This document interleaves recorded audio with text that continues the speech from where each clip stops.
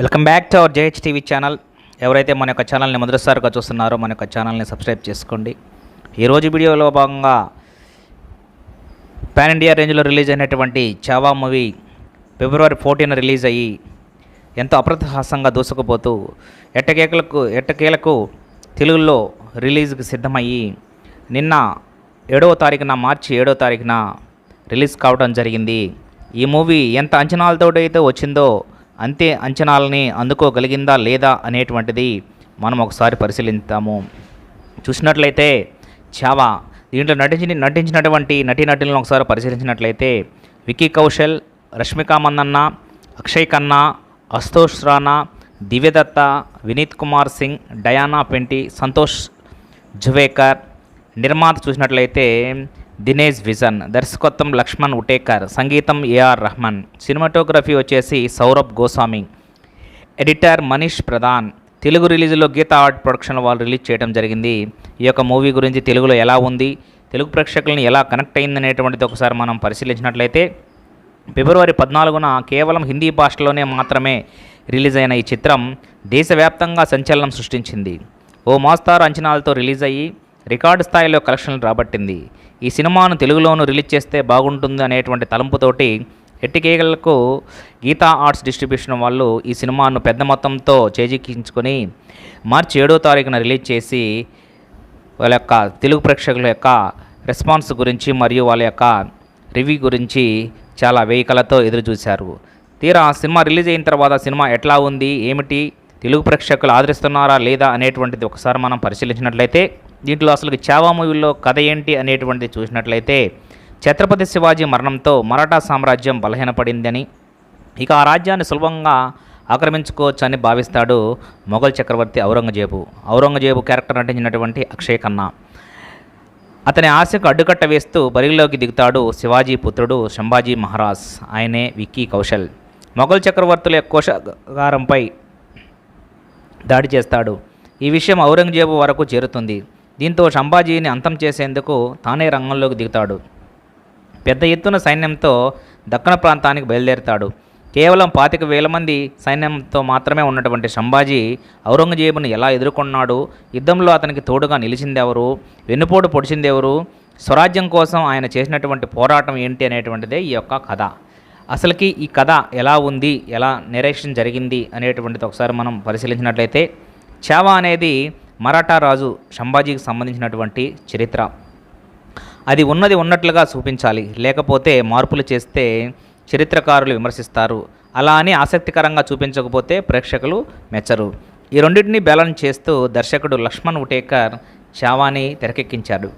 సంభాజీ మహారాజు గురించి పూర్తిగా చెప్పకుండా స్వాతంత్ర్యం కోసము, మరాఠా సామ్రాజ్యం కోసము, కాపాడటం కోసము ఆయన చేసినటువంటి పోరాటాలపైనే ఎక్కువ ఫోకస్ పెట్టాడు. ఇంకా సంభాజీ చరిత్ర తెలిసిన వాళ్ళు కూడా తెరపైన చావా చూస్తే ఎంటర్టైన్మెంట్తో పాటు ఎమోషనల్గా అవటం వరకు ఖచ్చితంగా అవుతారని చెప్పవచ్చు. రాజుల పాలన ఎలా ఉంటుంది, అధికారం కోసం ఎలాంటి కుట్రలు వేస్తారు, ఎలాంటి ఎత్తుకు పై ఎత్తులేస్తారు అనేటువంటిది బాహుబలితో పాటు పలు చారిత్రాత్మక చిత్రాలలో చూశాము. కానీ చావా కథ కూడా అదే. అందుకే ప్రేక్షకులకి బోరు కొట్టకుండా భారీ ఎలివేషన్స్, ఎమోషన్స్, యాక్షన్ సీన్లతో కథనాన్ని నడిపించాడు డైరెక్టర్ లక్ష్మణ్ ఉటేకర్. సంభాజీ చరిత్ర తెలియని వాళ్ళకు కూడా ఈజీగా అర్థమయ్యేలా కథను తీర్చిదిద్దడంలో 100% లక్ష్మణ్ ఉటేకర్ సక్సెస్ అయ్యాడు అని మనం చెప్పవచ్చు. ఇంకా ఓ భారీ యుద్ధపు సన్నివేశంతో హీరో ఎంట్రీ ప్లాన్ చేసి ఒక హైప్ క్రియేట్ చేశాడు డైరెక్టర్. ఫస్ట్ హాఫ్లో సినిమా ప్రారంభం నుంచే ఆసక్తిని పెంచేలా చేశాడు. ఫస్ట్ హాఫ్ మొత్తం రాజ్యాలు, యుద్ధం, కుట్రలు ఇలాగానే సాగుతుంది. కథ ఊహకందేలా సాగటము, సంభాజీని అంతం చేసేందుకు ఔరంగజేబు చేసేటువంటి కుట్రలు కొంచెం రొటీన్గా కనిపిస్తాయి. కొన్ని సీన్లు మరింత ఎమోషనల్గా చూపించే ఆస్కారం ఉన్నా సరే దర్శకుడు ఆ సీన్ని సింపుల్గా కట్ చేస్తాడు. ఇంకా సెకండ్ హాఫ్ అయితే ఒక రేంజ్లో దూసుకుపోయిందనమాట. సెకండ్ హాఫ్ ఎలా ఉంది అనేటువంటిది మరొకసారి మనం పరిశీలించినట్లయితే ఇక సెకండ్ హాఫ్ మాత్రం చాలా పకడ్బందీగా ప్లాన్ చేసుకున్నాడు డైరెక్టర్. ఔరంగజేబు సైన్యాన్ని ఎదుర్కొనేందుకు సంభాజీ చేసేటువంటి ప్రయత్నము, ఈ క్రమంలో వచ్చేటువంటి యుద్ధ సన్నివేశాలు అదిరిపోతాయి. ఇంకా ప్రేక్షకులు ఒక రేంజ్లో కనెక్ట్ కావటము మరియు ఎమోషన్ కావటము విశేషం అన్నమాట.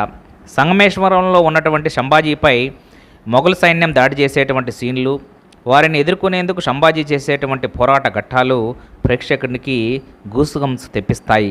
జై భవానీ, హరహర మహాదేవ అనేటువంటి వచ్చేటువంటి నినాదాలతో థియేటర్లు దద్దరిల్లిపోతాయన్నమాట. అంటూ ఢిల్లీ సైన్యంపై మరాఠా సైన్యము విరుసుకుపడుతుంటే థియేటర్లలో విజిల్సే పడతాయి. ఇక సంభాజీని బందీగా మారడము, మొఘల్ సైన్యం అతన్ని చిత్రహింసలు పెడుతుంటే తెలియకుండానే కన్నీళ్ళు వచ్చేస్తాయి. బరువెక్కినటువంటి గుండెతో థియేటర్ నుంచి బయటికి వచ్చేసి ఔరంగజేబు మీద కసి పెంచుకున్నట్లుగా కేకలు వేసుకుంటూ రంకెలు వేసుకుంటూ బయటికి రావటం మనం గమనిస్తున్నాం అన్నమాట. ఇంకా అసలుకి ఈ మూవీలో ఎవరు ఎంత స్కోప్ ఉన్నంతవరకు చేశారు అనేటువంటిది మనం పరిశీలించినట్లయితే సంభాజీ పాత్రలో విక్కీ కౌశల్ నటించలేదు, జీవించాడే అనే మనం చెప్పాలి. సంభాజీ పాత్రలో విక్కీ కౌశల్ నటించలేదు, జీవించేసేసాడు. వారు యాక్షన్ సీన్లతో అదరగొట్టేసేసాడనమాట.